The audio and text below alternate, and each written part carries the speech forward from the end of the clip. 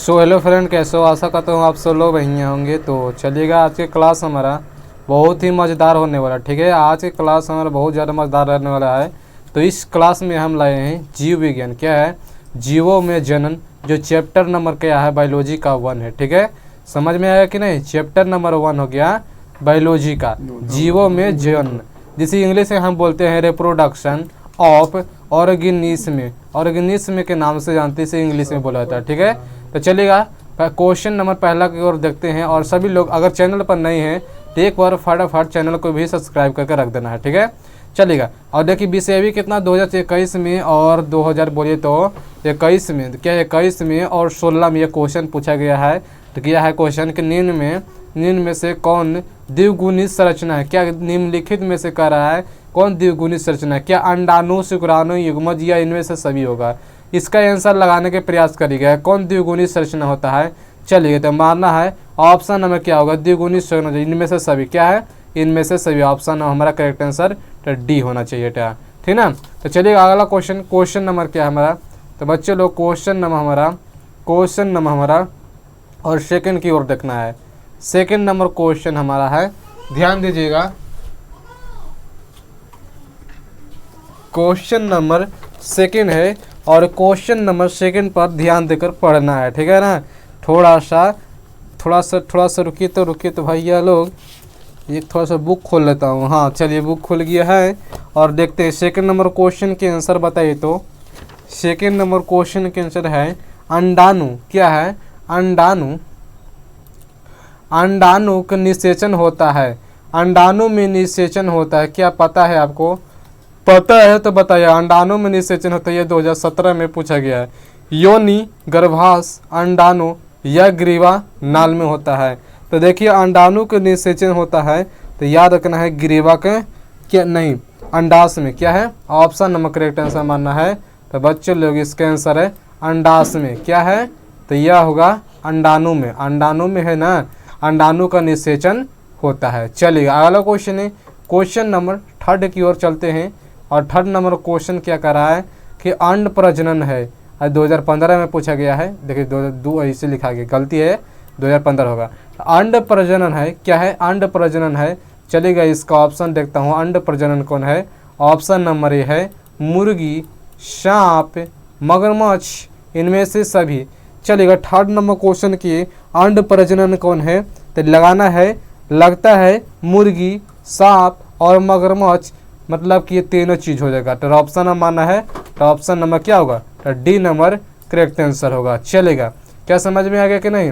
अगला question number 4 की ओर बढ़ते हैं। 4 नंबर क्वेश्चन। चलेगा, अच्छे लोग अभी तक चैनल को नहीं सब्सक्राइब किए किसी बच्चे, तो चैनल को भी सब्सक्राइब कर दीजिएगा एजुकेशनल मिथुन पर। ठीक ना? निम्न में से कौन उभयलिंग पादप नहीं है? निम्नलिखित में से कह रहा है कौन उभयलिंग श्रेयी पादप नहीं है। 2012 का पूछा गया क्वेश्चन है। पपीता या सरसों, मक्का या उड़हुल होगा। कारण निम्न में से कौन उभयलिंग श्रेणी पादप नहीं है? तो मानना है इसका आंसर, और सभी के इसका आंसर आना चाहिए। ऑप्शन नंबर क्या आना चाहिए? चलिए 4th नंबर क्वेश्चन के आंसर एन होगा। क्या पपीता निम्न को है उभयलिंग पादप है? वो पपीता है ना, उभयलिंग होता है। चलेगा, ऑप्शन नंबर माना है तो ए नंबर करेक्ट आंसर हो। अगला क्वेश्चन नंबर हमारा हो गया। चलिए 5 नंबर क्वेश्चन पर ध्यान देना है सभी को। निम्न में से कौन एक लिंग है? क्या निम्नलिखित में से कौन एक लिंग है? सरसों, उड़हुल, पपीता, इनमें से कोई नहीं।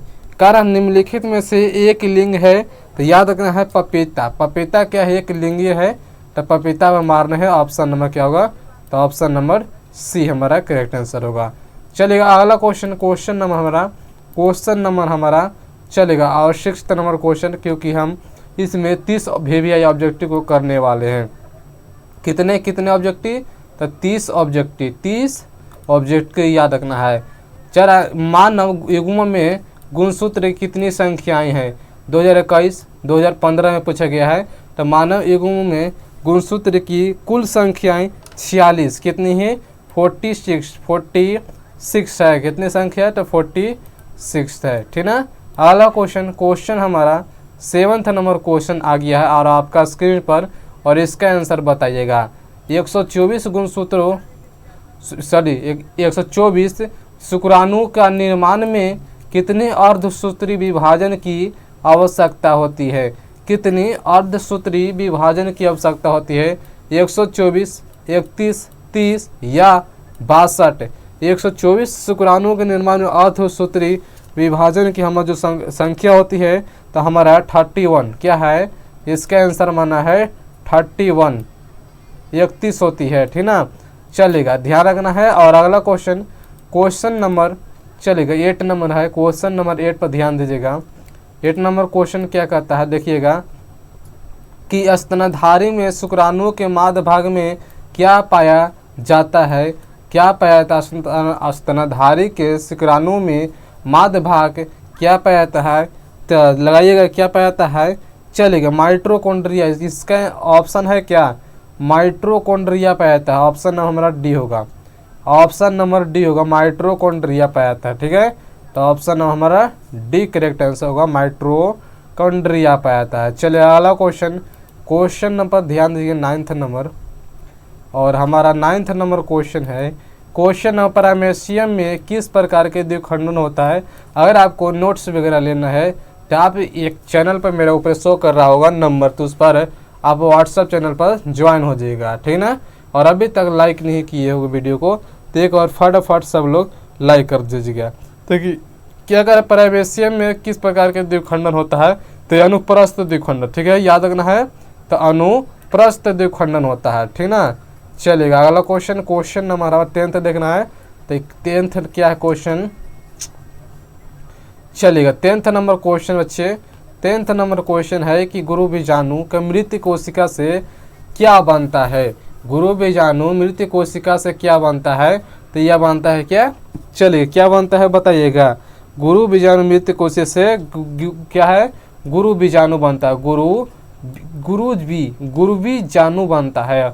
ऑप्शन नंबर तो सी हमारा करेक्ट आंसर होगा, ठीक है। और अगला क्वेश्चन नंबर 11th पर ध्यान देना है। 11th नंबर क्वेश्चन चलेगा बच्चे लोग और सभी को कि द्विखंडन किस में पाया जाता है? द्विखंडन किस में पाया जाता है? ये सभी को पता है। तो अमीबा में, क्या है? अमीबा में पाया जाता है। 11th नंबर क्वेश्चन का क्या सही है? द्विखंडन किस में पाया जाता है? ये और भी दोनों है, अमीबा हो गया, पैरामेशियम में पाया जाता है, पैरामेशियम में पाया जाता है। चलिए ऑप्शन नंबर डी होगा इसका। डी नंबर क्वेश्चन देखते हैं, डी नंबर डी, हाँ ए और बी दोनों होगा। क्या ए और बी दोनों होगा? द्विखंडन दोनों में पाया जाता है, ठीक है। और इसी तरह से क्वेश्चन नंबर 12 है। 12 नंबर क्वेश्चन बताइएगा कि 12 क्वेश्चन में से आपको कितना सही होगा और कितना गलती हो गया है। तो ये क्वेश्चन को कमेंट एक बार जरूर करिएगा। क्या रहा? उभयलिंग प्राणी है, सबको पता है बच्चे, केचुआ प्राणी है, एक प्रकार को उभयलिंग है, ठीक है। एक प्रकार क्या हो गया? उभयलिंग हो गया, केचुआ प्राणी, ठीक है ना। चलिए अगला क्वेश्चन नंबर 13 है। 13 नंबर क्वेश्चन नंबर क्या हो गया? 13 हमारा बताइएगा कि भ्रूणपोष में कितने क्रोमोसोम होता है? भ्रूणपोष में कितने क्रोमोसोम होता है? N 2N या 3N, और ये और भी दोनों होगा। ये आपको पता होगा। क्वेश्चन नहीं पता है कोई बात नहीं। तो ये भ्रूणपोष में कितने क्रोमोसोम होता है? तो याद रखना है क्रोमोसोम की संख्या होती है 3N। याद रखना है कितना है? तो 3N होता है। तो राइट आंसर ऑप्शन नंबर हमारा तो सी हो जाएगा, ठीक है, 3N होता है। और इसी तरह से क्वेश्चन नंबर 14 को देखना है। क्वेश्चन नंबर 14 है कि निम्न में से किस में पादपकाय अगुणित होता है? 2020 में पूछा गया है बिहार बोर्ड में। सवाल कवक या ब्रायोफाइटस? क्या ब्रायोफाइटस होगा? क्या होगा? ऑप्शन देखते हैं डी नंबर क्वेश्चन को। डी नंबर देखते हैं क्या लिखा हुआ है, इनमें से सभी। क्या होगा बताइए? तो इनमें से सभी। निम्न में किस में पादपकाय अगुणित होता है? 14 नंबर, हाँ ऑप्शन नंबर डी होगा। दे रहे ऑप्शन में क्या होगा? इनमें से सभी। चलिए अगला क्वेश्चन नंबर 15 पर ध्यान देना है, देखिएगा। 15 नंबर क्वेश्चन है कि जब नर आकृति में मादा से भिन्न होता है तब क्या होता है? जब नर आकृति में मादा से भिन्न होता है तब हमारा बनता है क्या, तब हमारा बनता है यौन, क्या है, यौन द्विरूपता, यौन द्विरूपता बनता है। समझ में आ गया कि नहीं। जब नर आकृति में मादा विहीन होता है द्विव, क्या है, द्वि क्या है, योनि द्विरूपता बनता है। ठीक है, अगला क्वेश्चन 16 नंबर, और 16 नंबर क्वेश्चन पर ध्यान देना है कि युग्मक समानता किस प्रकार के होता है, युग्मक समानता किस प्रकार के होता है। तो याद रखना है युग्मक हमारा हैप्लॉइड एक गुणक के द्वारा, हैप्लॉइड एक गुणक की तरह होता है। तो ऑप्शन क्या माना है, तो ऑप्शन नंबर ए हो जाएगा करेक्ट आंसर। अगला क्वेश्चन नंबर 17 देखना है। और अभी तक बच्चे लाइक और सब्सक्राइब नहीं किए हो तो सब लोग लाइक और सब्सक्राइब जरूर कर मतलब कि बैठ जाना है। ठीक ना, देखते रहना वीडियो को लास्ट तक देखते रहना है। क्वेश्चन नंबर है 17, ईस्ट में प्रजनन मुक्त किस में माद से होता है, किसके माद से होता है। ईस्ट में प्रजनन किसके माद से होता है, मुगलन विखंडीकरण या परागकण के द्वारा। क्या पता है, परागकण के द्वारा, परागकण, पराग लिखा था लेकिन परागकण लिखाया गया है। ठीक है, 17 नंबर क्वेश्चन नंबर ऑप्शन क्या है, मुकुलन के द्वारा। ठीक ना, इसका आंसर होगा मुकुलन, क्या है, तब मुकुलन के द्वारा होता है। ऑप्शन क्या माना है, तो ये है मुकुलन के द्वारा। ठीक ना, और अगला क्वेश्चन, और इसी तरह से क्वेश्चन है 18 नंबर, और 18 नंबर क्वेश्चन पर ध्यान देना है कि शरीर के बाहर होने वाले निषेचन को क्या कहते हैं। अरे भाई गलती, चलो, शरीर के बाहर होने वाले निषेचन को क्या कहते हैं। तो शरीर के जो बाहर होता है उससे होने वाले निषेचन को इन वित्रों के नाम से जानते हैं, इन वित्रों के नाम से जाना जाता है। ठीक है, तो क्वेश्चन, तो ऑप्शन नंबर इसका क्या होगा, ये होगा। और अगला क्वेश्चन है क्वेश्चन नंबर चलेगा 80, क्या AC2 वैलेरिया, AC2 वैलेरिया निम्न में से क्या होता है। AC2 वैलेरिया निम्नलिखित में से क्या है, जीवाणु, शैवाल, प्रोटोजोआ, एकल कोशिका प्रोटीन होता है। ये देखिए AC2 वैलेरिया निम्नलिखित में से क्या होता है, तो याद रखना है एकल कोशिका प्रोटीन, एकल कोशिका प्रोटीन के नाम से। तो ऑप्शन नंबर माना है तो डी नंबर करेक्ट आंसर होगा। ठीक ना, और इसी तरह से क्वेश्चन नंबर 20 देखना है, क्योंकि आप 20 क्वेश्चन बताइएगा, 20 तक क्वेश्चन को बता दी हैं, और आपका इतना क्वेश्चन में से कितना क्वेश्चन गलती हुआ और कितना ऑब्जेक्टिव सही होगा एक बार जरूर बताइएगा। कह रहा है कि निम्नलिखित में से कौन जंतु उभयलिंग नहीं है। निम्नलिखित में से कह रहा है कौन सा जंतु है उभयलिंग नहीं है, तो लगता है ना केचुआ तो उभयलिंग है, लेकिन नहीं की बात कर रहा है ना, नहीं की बात कर रहा है। चलिए, फीता क्रीम, केचुआ, ऑप्शन नंबर सी है घरेलू मक्खी या जोक। क्या कह रहा है, कौन जो जंतु है उभयलिंग नहीं है, तो हमारा है घरेलू मक्खी। घरेलू मक्खी है ना, चलेगा, याद रखें घरेलू मक्खी उभयलिंग नहीं है, ऑप्शन नंबर सी हो जाएगा। चलिएगा, इसी तरह से क्वेश्चन नंबर 21 देखते हैं क्या है। कह रहा है अग्रपुंज में पाए जाते हैं, अग्रपुंज में पाए जाते हैं शुक्राणु, अंडाणु, अंडाश, युग्मनज। अग्रपुंज में पाए जाते हैं यानी कि अक्रोसोम में पाए जाते हैं। तो याद रखना है, सबको पता है तो बताइएगा, नहीं पता है कोई बात नहीं, तो याद रखना शुक्राणु, क्या शुक्राणु, अग्रपुंज पाया जाता है शुक्राणु में। तो ऑप्शन नंबर क्या माना है, तो करेक्ट आंसर, तो ऑप्शन नंबर ये होगा। ठीक ना, ये नंबर करेक्ट आंसर होगा। और इसी तरह से क्वेश्चन नंबर बढ़ जाना है 22 में। चलिए 22 क्वेश्चन है, और बताइएगा कितना गलती और कितना सही होगा। 22 नंबर, स्त्री जनन तंत्र में कितने अंडाशय होते हैं। स्त्री जनन तंत्र में कितने अंडाशय होते हैं, एक जोड़ा, एक या एक जोड़ा, 2 जोड़ा, इनमें से कोई नहीं। इनमें से क्या करा है, कोई नहीं। क्या बता सकते हो, इनमें से कोई नहीं होगा या होगा, कोई नहीं होगा या होगा, तो ऑप्शन नंबर बी होगा, एक जोड़ा होगा। चलिएगा, राइट आंसर बी होगा। और क्वेश्चन नंबर हमें बढ़ जाना है 23 पर। 23 है कि कच्चे नारियल का दूधिया पानी है। कच्चे नारियल का दूधिया पानी है, क्या है? कच्चे नारियल का दूधिया पानी कहते हैं हम, तो कहते हैं द्रवित भ्रूणपोष। द्रवित भ्रूणकोष के नाम से जानाता है, द्रवित भ्रूणकोष के नाम से जानता है, केंद्रीय ऊतक नहीं। ऑप्शन नंबर तो डी नंबर होगा। चलेगा 24 नंबर क्वेश्चन पर ध्यान देना है। क्या रहा है कि निम्न में से कौन सी अवगुणित संरचना है? निम्न में से कौन अवगुणित संरचना है? तो पता होगा ना, अगुणित संरचना है। निम्न में से अगुणित संरचना है तो बी और सी दोनों, मतलब कि अंडाणु युग्मनज दोनों हो जाएगा अगुणित संरचना, ठीक ना। तो ऑप्शन नंबर तो राइट आंसर डी नंबर हो जाएगा। और इसी तरह से बच्चे लोग लगाइएगा क्वेश्चन नंबर हमारा हो गया, चलेगा 25 का आंसर बताइए तो कि जिन परिपक्व बीजों में भ्रूणपोष रहता है उन्हें क्या कहते हैं? क्वेश्चन 2024 में पूछा गया है। तो जिन परिपक्व बीजों में भ्रूणपोष रहता है उन्हें किस नाम से जानते हैं? तो याद रख रहे हैं एंडोस्पर्मिक के नाम से। क्या है? तो एंडोस्पर्मिक के नाम से जाना जाता है, ठीक ना।